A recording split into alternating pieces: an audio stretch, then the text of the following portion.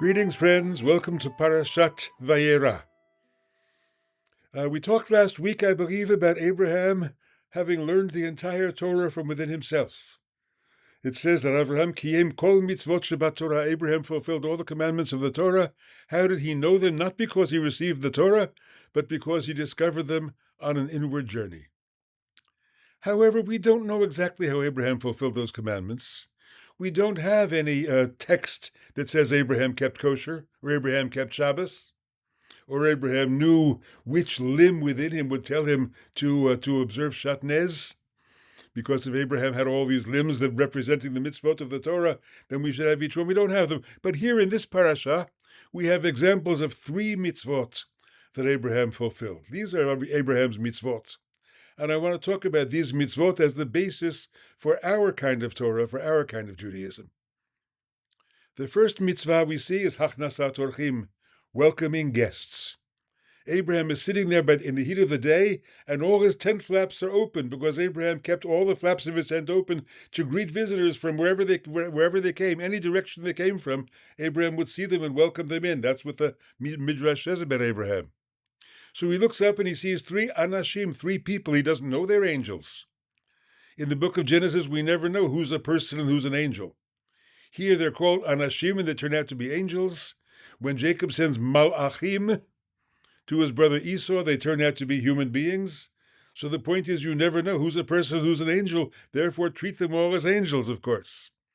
So Abraham welcomes them in. And when he welcomes people into his tent, of course, he tells them about the greatness of the Creator and the beauty he sees from all sides with all those tent flaps open.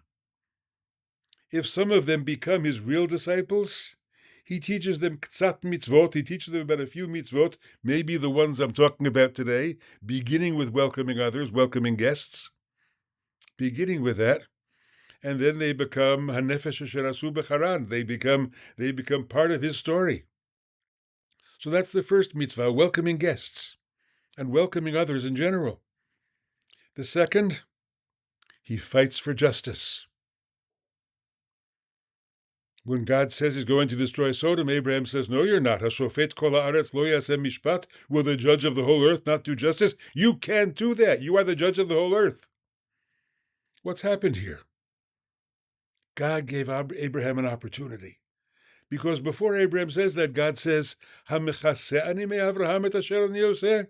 Can I hide from Abraham what I'm doing? Why doesn't he hide it from Abraham? Because the one that sees all past, present, and future at the same time knows that Abraham is going to be the founder of 3 great religions, the whole great Western religious tradition.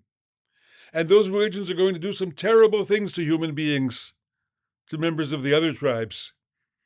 But they have to do good. They have to bring justice as well. Abraham has to implant in all those 3 religions a sense of justice, a sense of fairness. How is he going to do it? This is God's great educational moment. And he says Abraham will never learn to do that unless he has to fight for justice, unless he has to fight even me for justice. So I'm going to give him the chance. And Abraham stands up to it and says, you may not do that. You are shofet kol haaretz. You are the judge of all the earth. And Abraham bargains him down, of course, from 50 righteous to 10 righteous. But what's Abraham trying to do? He's not trying to save only those tzaddikim. He's trying to save the city. And the people in the city are mostly wicked. But Abraham is a man of compassion. He wants to save them all. He wants, by the virtue of a few tzaddikim, to save all the Rishaim. Dare I say, Abraham wants to save a bunch of bad-behaving Palestinians. And he does it he's trying to do it for the sake of a few people. So Abraham is a fighter. The third mitzvah Abraham performs, of course, in this parasha, is that of the Akedah. He is willing to sacrifice his son, which means he's willing to sacrifice everything.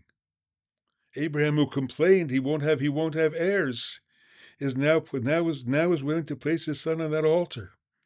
How does he do it? Why does he do it? He does it because he understands that he exists for a purpose. He exists to carry this message of chesed, this message of giving to others because we receive from the one, to all generations. If it was just about survival, he wouldn't have sacrificed his son. If he cared only about the survival of his race, he could not have sacrificed his son. He understood that survival is for a purpose. Survival is for a greater message. He understands that the Jewish people is going to survive through history, not just for the sake of their survival, but because they have something to give to the world. And yes, for that he's willing to sacrifice his son.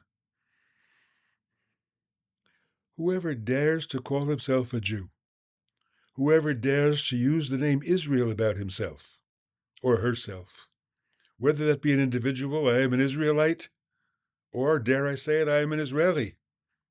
But it's also true about societies as a whole and about states. A state that dares to call itself a Jewish state has to follow the 3 mitzvot described in the life of Avraham Avinu. Welcoming strangers, including foreign workers, including refugees from violence abroad. It has to stand up and defend the innocent from destruction and not wantonly kill others, always in the name of defense. Yes, defense is essential, but there is a principle greater than defense, and that is justice. And we have to always struggle to balance between those two, not to cast justice aside, seeing everyone as habalahorgecha, as a person out to kill you. And we have to learn to sacrifice, and we have learned to sacrifice. God knows the Jewish people have sacrificed. God knows the Israeli Jewish people sacrifices tremendously. And I have tremendous compassion and affection for that sacrifice. But it has to be sacrificed for something, for a truth that we bear, which is a universal truth, which is not just about our own survival. If it's just about our own survival, there will be no reason to survive. And too many will turn aside and say, no, I'm not giving the ultimate gifts just for survival. Maybe I can survive without this. We have to go back to saying, yes, we have something to give to humanity, to give to the world that is vital. And for that reason, we continue to be givers, children of Avraham Avinu, Isha Chesed, the man of giving. Shabbat Shalom. See you next week.